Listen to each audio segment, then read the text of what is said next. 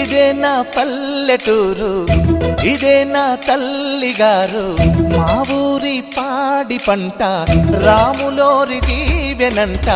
తల్లి గోదావరి నీళ్ళు కడిగే సీతమ్మ పాదాలు, ఊరంతా హాయ్ హాయ్ హాయ్, మనసంతా హాయ్ హాయ్ హాయ్.